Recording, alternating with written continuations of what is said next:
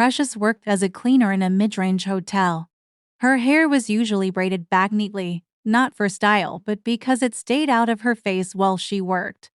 She did not wear makeup to work. That afternoon, a co-worker she shared shifts with called her over during their break. The woman spoke casually and handed her a bottled drink, saying it would help with the heat. Precious accepted it without thinking much about it. She drank it slowly at first, then finished it when she was told to hurry back to work. As the hours passed, her movements became unsteady. Her head felt light, and the hallway lights seemed too bright. She pressed her palm against the cleaning cart to steady herself and continued working. A supervisor asked her to take fresh towels to one of the upper floors. Precious nodded and pushed the cart toward the elevator. She checked the room number on the paper in her hand, but the numbers did not settle in her mind the way they usually did. When she reached the door, she knocked lightly, then opened it, assuming it was empty and needed servicing. Inside was a young Korean man she had never seen before. He was tall, broad-shouldered, with sharp features and pale skin. His hair was dark, worn neatly, and his expression was unreadable. He wore a shirt that fit him well, not like hotel guests who dressed for comfort. He looked at her without surprise, as if he had been expecting someone. Precious tried to speak, but her tongue felt heavy. She stepped back, intending to leave, but her legs did not respond immediately. The man spoke to her in a calm voice she did not fully understand. He assumed she was there for him. She did not correct him. Her thoughts were slow, scattered, and her body did not cooperate with her intention to leave. What followed happened without clarity on her part.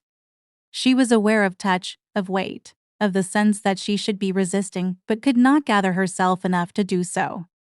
The man did not question her presence. He did not ask her name. Soo-hyun woke up alone. The room was quiet, and the woman from the night before was gone. He noticed it only because she had left without leaving any trace of herself behind. No note, no message, nothing that suggested she had been meant to stay. He sat up and reached for his phone. One of his men answered immediately. Soo-hyun asked who had been sent to his room the previous night. The answer did not satisfy him. No one had been scheduled. The hotel staff list did not include anyone matching her description. He ended the call and dressed without further comment. At the hotel, Precious moved through her shift carefully. She avoided the upper floors and kept her head down. Her body felt sore, and her thoughts were slow. But she forced herself to finish her tasks.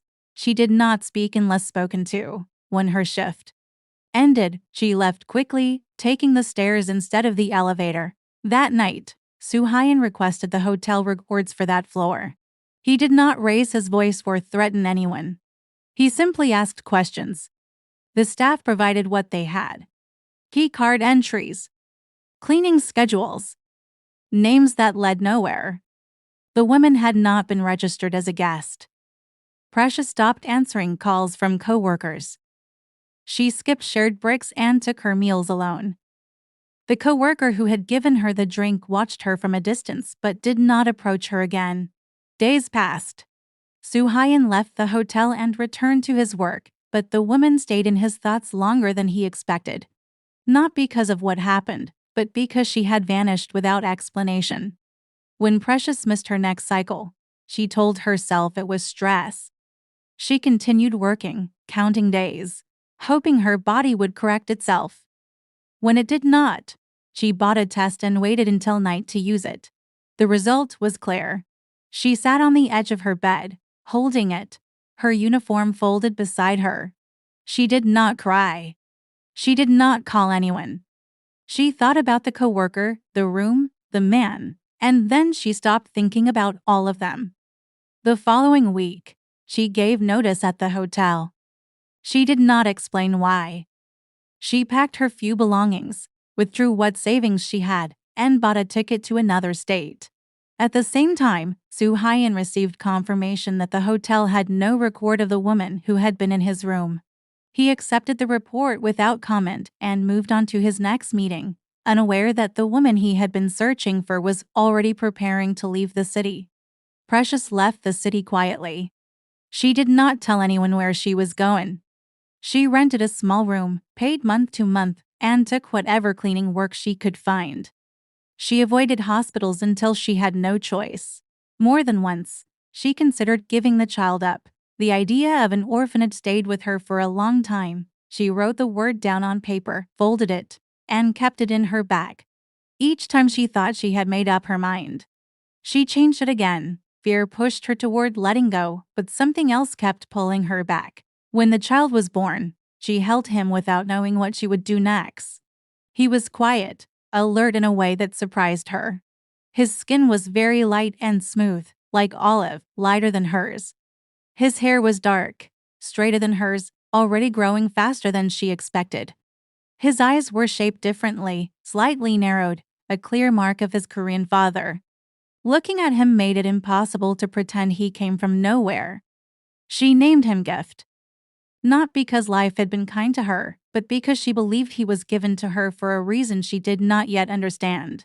There were days she packed his clothes, intending to take him somewhere she would not have to worry about him anymore. Each time, she turned back before reaching the door. She learned to live with less, to work longer hours, to sleep lighter. The thought of giving him away slowly faded, replaced by the habit of protecting him. As Gift grew, the differences became more noticeable. His face carried both her features and those of a man he would not know. He looks like an African and Korean mix, often has light brown skin, dark, thick hair that is softly wavy, almond-shaped dark eyes with long lashes, and a distinct mix of both parents' features. People stared sometimes. Some asked questions she did not answer. Gift remained healthy, observant, and calm, often watching people closely before responding to them. Precious adjusted her life around him. She avoided places that asked too many questions and jobs that required paperwork beyond what she could provide. She focused on keeping him fed, clean, and safe, telling herself that stability mattered more than comfort. When Gift was old enough to walk on his own, Precious began looking for more consistent work, something that would allow her to stay in one place longer. She did not know then that the next job she accepted would slowly bring her back into a world she believed she had left behind. Precious started working in a large, luxurious house owned by Lucy. Lucy was a wealthy woman who ran her household and business with precision. She was known for her ambition and her plans to marry Soo-hyun. Precious observed the staff and the rules carefully, doing her cleaning efficiently without drawing attention. Lucy appeared occasionally, giving instructions to her employees. She had a commanding presence, and everyone in the house followed her rules. Precious learned quickly what was expected, keeping her voice low and her movements quiet. Her son stayed with her at home during work hours, and she managed the balance between caring for him and completing her tasks. She made sure to avoid speaking too much with other staff and maintained the image of a quiet, dependable worker. Lucy talked occasionally about her desire to meet Soo-hyun and her plans to impress him. Precious listened but said nothing. She did her work while keeping her personal life completely separate, making sure her past remained hidden. Precious understood that staying invisible was the safest way to continue her life and protect her son. She focused on the routine of cleaning, cooking, and caring for her child while watching and learning the dynamics of the household. Soo-hyun arrived at Lucy's house in the late morning. He had a tall, lean build, straight black hair that fell neatly over his forehead, and pale skin that contrasted sharply with the bright sunlight. Precious was in the living room wiping dust from the furniture when she saw him enter through the glass doors. Her hand froze for a moment on the cloth. She whispered to her son, "Stay inside, don't come out." Her voice was calm, but her heart pounded. She lowered her gaze and continued her work, pretending not to notice. Lucy approached with a warm, practiced smile. Her hair was long and glossy, her skin smooth and fair. She greeted him politely. "Soo-hyun, I'm glad you could come today. I wanted to show you the improvements around the estate." Soo-hyun's attention did not linger on Lucy for long. His eyes moved across the room until they settled on Precious. Something in her movements, the way she carried herself, quiet and deliberate, caught his attention. His tone was calm but carried weight when he asked, "Who is she?" Lucy's smile did not falter. "She is my new housekeeper. She started a few weeks ago. She is very efficient and discreet." Precious met his gaze briefly, and she felt a strange sense of recognition that she quickly suppressed. "Yes, sir," she said softly, keeping her voice even. She returned to dusting, pretending she had not been studied. Lucy continued speaking about upcoming business events and her plans to impress him. She did not notice the silent exchange between Suhayan and Precious, nor the way he observed her son briefly before looking away, a frown tightening his sharp jaw. Suhayan muttered under his breath, "There is something familiar about her." His voice was low and controlled. He studied her once more. Precious finished the living room, guiding her son back to a corner. "Sit here and play," she whispered. Her eyes never left Suhayan, careful to hide the unease that had settled in her chest. She could not predict whether he recognized her or was merely curious. Suhayan stayed longer than necessary, moving through the house with careful observation. He did not speak directly to her again, but allowed his gaze to linger, analyzing her silently. After leaving Lucy's house, Suhayan could not stop thinking about Precious. He reviewed every detail in his mind, from the way she moved to the way her eyes avoided his. He had seen many people in his life, but something about her felt different. The next day, he returned to the estate under the pretense of discussing business with Lucy. He entered the living room where Precious was dusting again. He observed her quietly while Lucy talked about the house's renovations. Suhyun's eyes lingered on her son, who was quietly playing with a small toy near the sofa. He noticed the child's posture, the shape of his face, and the way he looked at his mother for guidance. There was a resemblance he could not ignore. Lucy noticed him looking toward the child and smiled. "He is a clever boy," she said. "Precious takes good care of him." Suhayan nodded, but he did not answer directly. He studied Precious and her son carefully. "How long has she been working here?" he asked. "Just a few weeks," Lucy replied. "She is very dependable, quiet, and she does not ask unnecessary questions." Suhyun's gaze returned to Precious. He noticed the slight tension in her shoulders, the careful way she kept her son close, and the alertness in her eyes. He spoke softly, almost to himself. "There is more to her than she shows." Precious felt the weight of his gaze. She adjusted her posture, straightening her back and lowering her eyes. "Yes, sir," she said quietly, continuing her work. Her son remained close to her, sensing the quiet intensity in the room. Suhayan stayed in the house, ostensibly continuing his business discussion with Lucy, but his attention rarely left Precious and Gift. Gift was playing quietly near the veranda with a small wooden toy. His warm brown skin, dark curls, and sharp, alert eyes reflected the careful awareness he had learned from his mother. Precious moved closer to her son, keeping her back partially to Suhayan. "Gift, stay close to me," she whispered. Her voice was calm but firm, and she looked at Suhayan without meeting his gaze directly. "He is just playing. Please do not disturb him." Suhayan watched quietly, noting the way Gift moved, the careful way he picked up each toy, and the way his eyes scanned the room. He lowered his voice slightly. "He notices everything." "Smart boy," Precious replied, keeping her tone neutral. "He learns from watching." That is all. She tried to continue dusting the floor, keeping her movements controlled so she did not draw unnecessary attention. Gift glanced at Suhayan and asked softly, "Who are you?"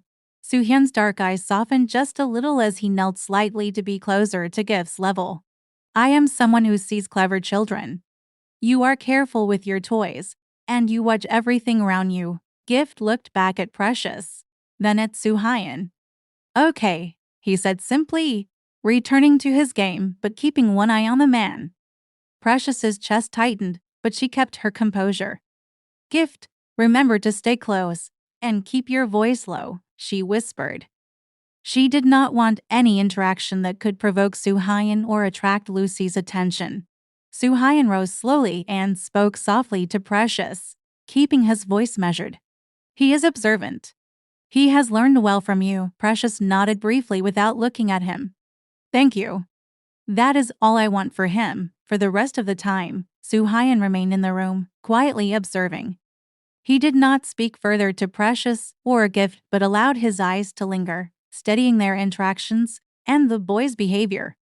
Precious kept her son close, aware that Suhyan's presence had changed the dynamic completely, yet careful not to provoke him or reveal too much. Suhyan remained in Lucy's house over the next few days, attending to business matters while keeping his attention quietly on Precious and Gift. He observed how Precious moved through the rooms, how she cleaned, and the small ways she managed her son without drawing attention. One afternoon, as Precious wiped the windows in the veranda, Suhayan walked past, speaking in a calm voice. You take care with everything, he said. Even small details matter. Precious paused briefly, lowering her cloth. I do my best, she replied without looking at him. She kept her tone neutral, careful not to reveal anything about her past or her fear. Gift was nearby, stacking blocks on the floor. He glanced up at Suhayan and then at his mother. Why is he watching us? He asked softly. Precious crouched beside him. It is nothing, just a visitor, she said, keeping her voice low. Stay close to me and keep playing. Later, when Precious went to arrange laundry in the back room, Suhayan followed, asking questions under the guise of curiosity about the household routine. How long have you been here? He asked. Only a few weeks, Precious replied evenly. She avoided his gaze. I do my work and leave. That is all. When Lucy called him to discuss an upcoming event, Suhayan did not leave entirely. He stayed near the veranda, watching Precious fold laundry while Gift played. By the end of the day, Suhyan's attention had shifted entirely from business to the small family in front of him. He did not speak directly to Precious again, but he continued to silently track her actions, building a mental record of her habits, routines, and interactions with Gift. Precious, unaware of the depth of his observation, continued her work as usual, keeping her son close and her life orderly. She could sense his attention, but did not know why he watched her so closely, and she remained cautious, knowing that any misstep could change everything. When Precious stepped out briefly to fetch a cleaning supply, Gift remained on the veranda floor, playing with his small wooden toys. Suhayan crouched quietly, careful not to draw attention. He reached for a strand of Gift's hair that had fallen on the floor near the toy blocks. He held it between his fingers, examining its color and texture. Precious returned quickly. Gift, come with me, she said calmly, keeping her voice steady. She noticed Suhyan's attention, but did not know exactly what he was doing. She guided her son back toward her, brushing the fallen hair into a corner without glancing at him. Suhayan returned to his standing position. He did not speak, but he continued observing Precious's movements and how she protected Gift from his gaze. He realized that her protective instincts were strong and consistent. Later, when Lucy invited him to view the garden, Suhayan followed casually, keeping his hair safely hidden. He did not reveal his thoughts to Lucy, answering her questions with brief nods or short replies. His attention remained on Precious and Gift, noting how they interacted and the subtle ways the boy mirrored his mother's caution. Precious sensed that Suhyan's interest in them had not faded. She remained careful, keeping her distance and her son close, ensuring he stayed unaware of the full weight of the man's observation. Suhayan stayed in Lucy's house, continuing to observe Precious and Gift without drawing attention. After collecting a strand of Gift's hair, he arranged for a discreet DNA test through trusted channels. He did not mention it to anyone and kept the strand hidden. A few days later, the results came back. Suhayan examined them quietly in his room. The DNA confirmed what he had suspected all along. Gift was his son. The numbers and letters on the report did not lie. His mind raced as he absorbed the truth. Shock at first. He had not expected the child to be his. Rage followed, not at Precious, but at the circumstances that had kept him unaware. Guilt pressed down heavily. he had been absent, and yet the child had lived in fear and secrecy. Possessiveness came last, a sudden awareness that he had a son and that he needed to protect him. Soo-hyun exhaled slowly and closed the report. He knew that nothing could remain the same. He had been observing quietly until now, but the truth demanded action. He could no longer stand by. Later that evening, he quietly moved through the veranda toward Precious and Gift. Gift was stacking blocks, unaware of the revelation. Precious noticed him approaching and instinctively guided her son closer. "You handle him carefully," Soo-hyun said calmly, his eyes fixed on them both. "I have confirmed what I suspected." "He is mine." Precious froze for a moment, her hands gripping Gift's shoulders. Her eyes widened slightly, and she whispered, "What do you mean?" Soo-hyun's expression was steady but unreadable. "Gift is my son." That was a statement. Precious stared, processing the words. Shock, fear, and a flood of emotions passed through her. She did not speak, only kept her son close, uncertain of what this revelation would bring.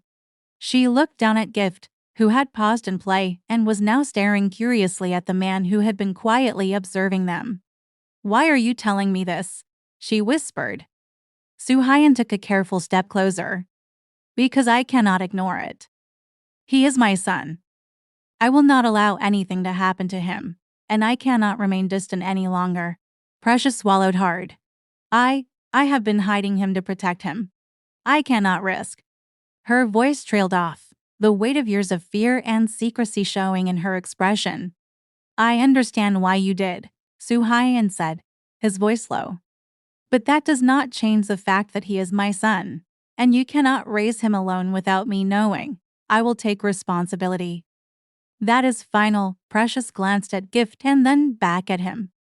Her fear was mixed with uncertainty, but she did not respond immediately. She wanted to believe him, but the past and the risks they had both faced made it difficult. Soo-hyun observed her, his expression steady but with a subtle intensity. "You will not have to do this alone anymore," he said. "I am here now, and nothing will threaten him while I am aware." Precious nodded slowly, still cautious but listening. Gift returned to his toys, sensing the tension but remaining quietly near his mother. Soo-hyun stood, watching them both, aware that this was only the beginning of the difficult path ahead, but determined to be present. "Precious," he said calmly, his tone firm, "I will take responsibility for Gift. That is not optional. I will not allow him to grow up without knowing me, or my protection." Precious looked at him, her hands on Gift's shoulders. I cannot let you interfere. He is my son too, and I have been keeping him safe," she said softly but firmly. Soo-hyun stepped closer. "I am his father. The only way to ensure his safety and secure our future is for you to accept me fully." "You will marry me." Precious froze. "Marriage," she repeated, disbelief in her voice. "I did not plan for this." "I cannot. You have no choice if you want him to be protected," Soo-hyun interrupted gently but with authority. "This is not about control. This is about blood, family, and ensuring no one can harm him. I will not compromise on this." Precious looked at Gift playing nearby, then back at Soo-hyun. Her chest tightened, but she realized he was serious. "And if I refuse?" she asked quietly. Soo-hyun's expression did not change. "Then he will still be my son, but I will make sure he is safe and that I am involved. It is better if we are together as a family." Precious swallowed hard, understanding the gravity of the situation. She nodded slowly, though hesitantly.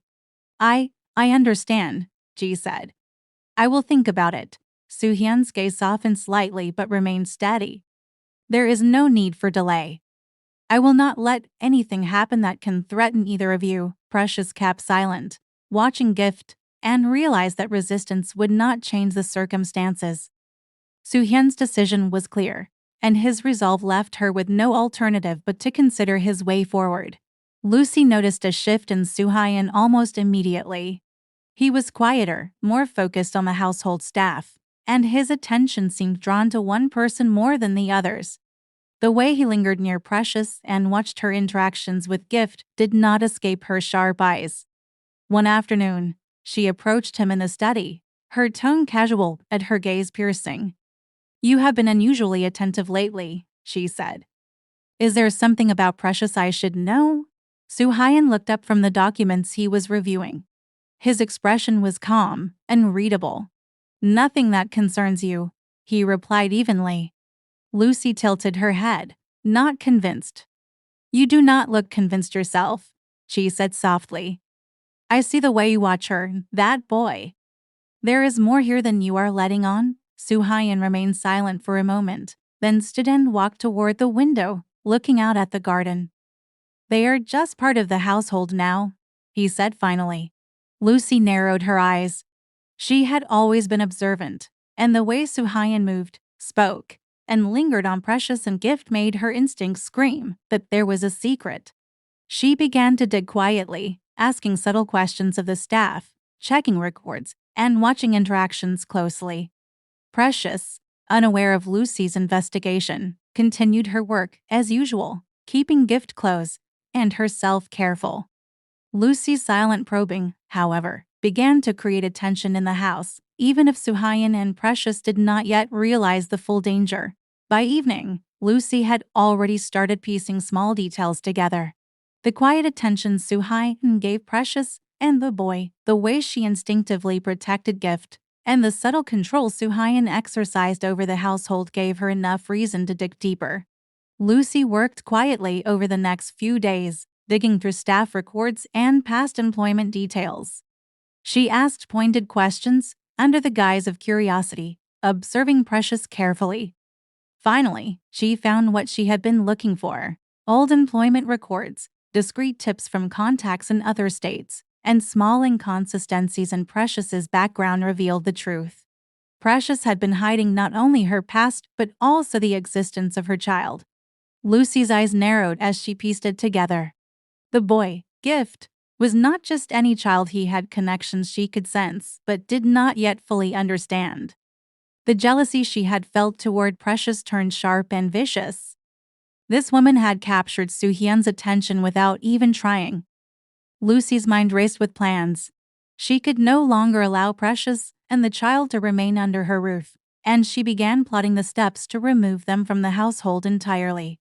That evening, Lucy approached Precious while she was folding laundry. Her voice was polite but sharp. "Precious, I need to speak with you," she said. "Come with me to my office." Precious followed, her senses alert. Something in Lucy's tone made her uneasy, though she could not pinpoint it. Once inside the office, Lucy closed the door and spoke carefully. "I have been reviewing your past, Precious," she began. "It seems you have not been entirely truthful about yourself and your child." Precious stiffened. "I have done nothing wrong," she said quietly. "I have simply tried to protect my son." "That may be true, but you cannot hide from the consequences forever. Your position here is no longer tenable. You and your child will leave this house." Precious felt a surge of fear but remained composed. "I will not allow you to harm him," she said firmly, holding Gift close. Lucy smiled thinly, her patience thin and her jealousy simmering. "I do not need to harm him directly. You will leave, and there is nothing you can do to stop it." Precious knew the situation had shifted. Lucy now had the upper hand in the household, and her ability to stay hidden was gone. She understood that she would have to face whatever came next, with or without Suhyan's intervention. Lucy was not content with merely casting them out.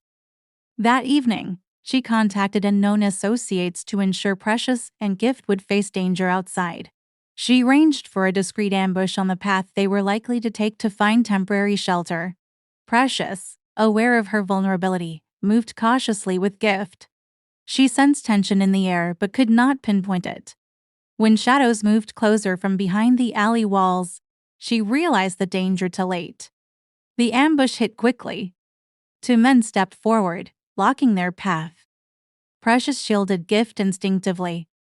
"Stay behind me," she shouted, fear and adrenaline sharpening her instincts. The men were armed, but Precious's movements were swift and calculated. She dodged, pushed Gift to the ground, and tried to create space. Her survival instincts, honed from years of hiding and protecting her son, took over completely. Gift cried softly, clinging to her, but Precious kept her composure. She knew they had to survive, no matter what. The attackers hesitated slightly, giving Precious the split-second chance to maneuver them toward a narrow street. Before the attackers could recover, a vehicle screeched to a halt nearby. Soo-hyun emerged, moving with terrifying precision and control. In seconds, he neutralized the men, his movements fast and calculated.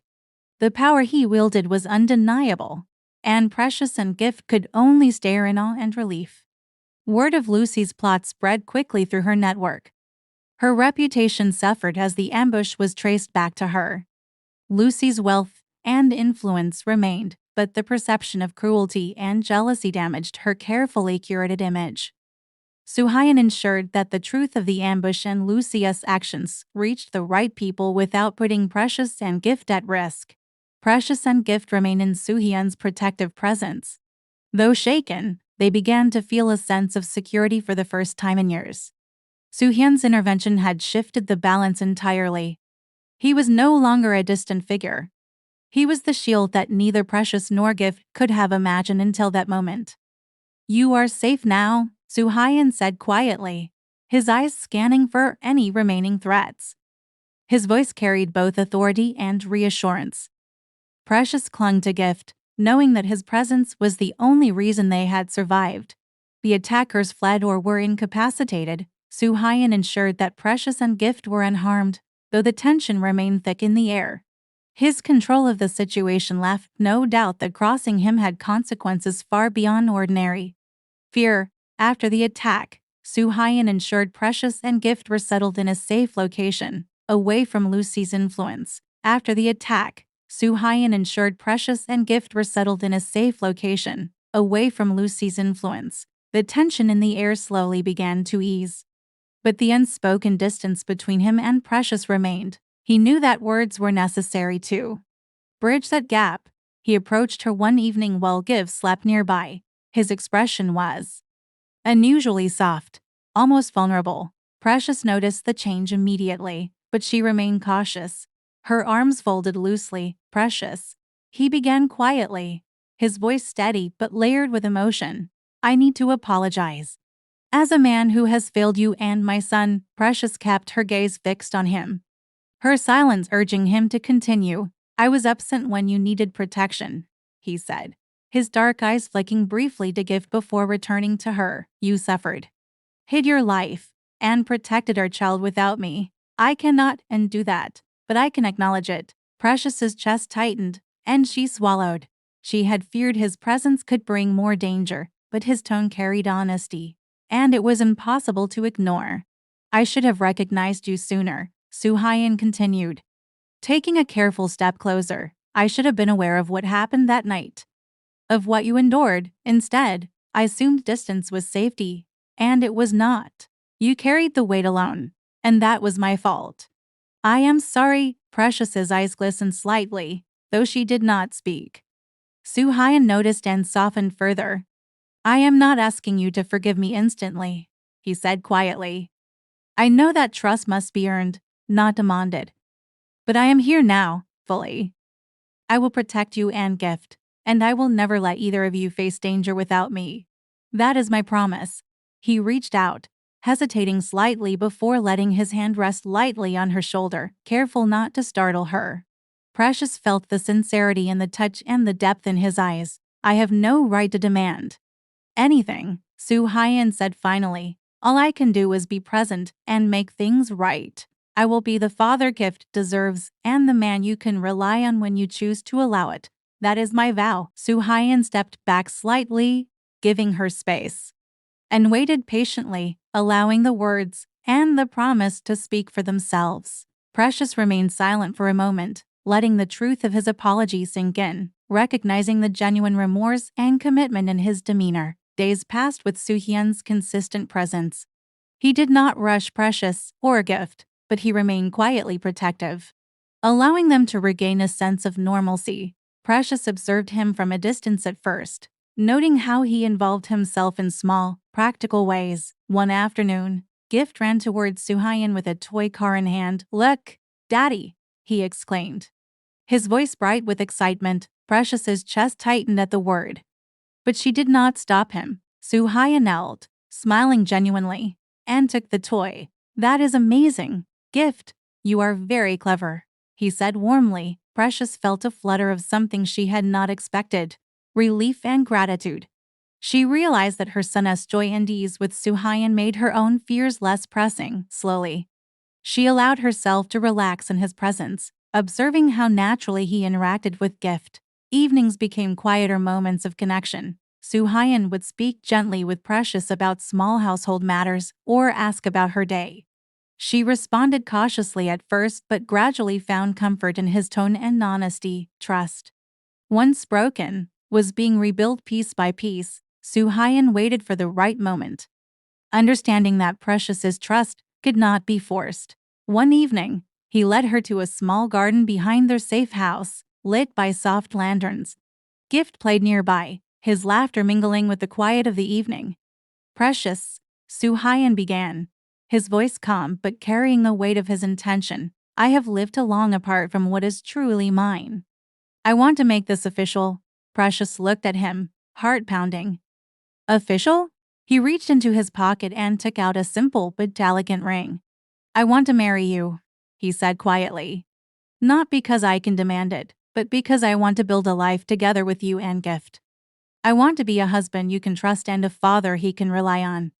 You have the choice, and I will respect it, but my intentions are clear." Precious felt tears welling, not from fear or sadness, but from a mixture of relief, hope, and something warmer stirring within her. She looked at Gift, who ran to her, and then at Suhayan slowly. She nodded. "Yes," she whispered, her voice steady. "We will do this together." Life after the wedding was not without challenges, but they faced each day together. Suhayan took an active role in Gift's life, teaching, protecting, and nurturing him. Precious, finally free from fear, allowed herself to lean on Suhayan as a partner, building trust and intimacy slowly but steadily. Gift thrived, feeling the security of both parents. Precious and Suhayan shared moments of understanding, learning to balance their past traumas with hope for the future.